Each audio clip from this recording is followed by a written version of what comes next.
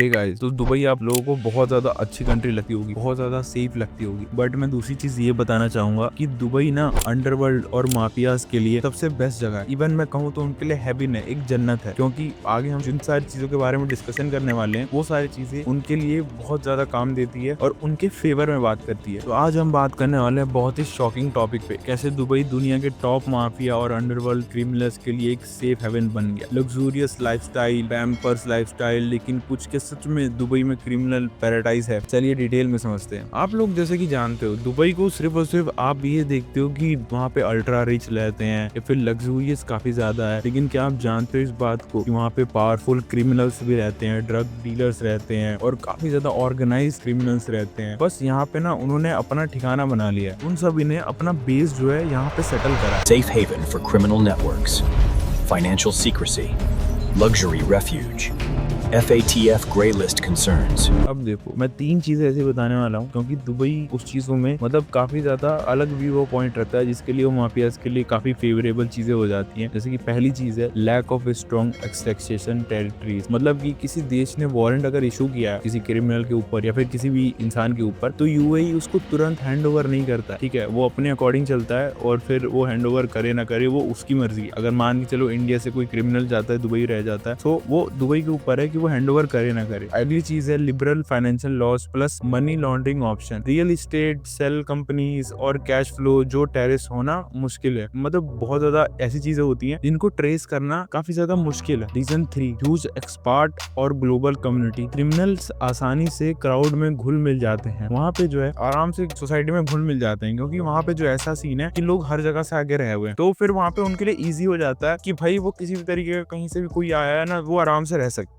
International mafia figures यहाँ settle हुए हैं, like Irish canal cattle leaders जो अपने सैंड मिलियंस के साथ दुबई में नेटवर्क बनाते हैं। कई सारे गैंगस्टर ने लग्जरी प्रॉपर्टी में इन्वेस्ट करके, कहीं पे हाई एंड कंपनीज में इन्वेस्ट करके अपना जो पैसा है वो पूरी तरह से छुपा दिया। इसके एग्जांपल ये हैं यूरोपियन ड्रग ट्रैफिकर्स जो हैं वो यहाँ पे अपना बेस जो है क्रिएट कर रहे हैं। कुछ लोग इतना कॉन्फिडेंट फील करते हैं कि वो अपने फ्रेंड एंड फैमिलीज को भी बुला लेते हैं ताकि वो बहुत इजीली उस चीज को आगे कर पाए, मतलब बिजनेस को कर पाए और वो यहाँ पे सेफ रह सके। दुबई का यूज जो है सिर्फ एक सेफ हाइड आउट के लिए नहीं होता है, बल्कि वर्ल्ड वाइड क्राइम नेटवर्क्स यहाँ से ऑपरेट कर रहे हैं। यूरोपियन, बैल्कन, साउथ अमेरिका लोग शिपमेंट्स, मनी फ्लोज और शेल कंपनीज को यहाँ मैनेज करते हैं, क्योंकि यूएई का डाटा ट्रांसपेरेंसी काफी लिमिटेड है। पर recently international pressure law enforcement को इसको नजरअंदाज किया है। कुछ हाई प्रोफाइल क्राइम लोड्स एक्सेक्शन और अरेस्ट हुए हैं। ये दिखा रहा है कि यूएई अथॉरिटीज भी इमेज को क्लीन अप करने की कोशिश कर रही है। भाई इसका मतलब सीधा सा है वो क्राइम को इतना ज्यादा इनडायरेक्टली प्रमोट कर रहे हैं। मतलब एक्सपर्ट्स का भी यही मानना है कि दुबई में जो पॉलिसीज हैं वो क्रिमिनल नेटवर्क्स को इनडायरेक्टली अट्रैक्ट करती हैं, like banking secrecy, real estate loopholes, tax informants. इसलिए इंटरनेशनल जो वॉच डॉग्स ने यूए को ग्रे लिस्ट में रखा था। भाई सीधा सा मतलब है। तो दुबई एक ग्लोबल हब और लग्जरी हेवन है, लेकिन ये क्यूरियोसिटी भी बनाता है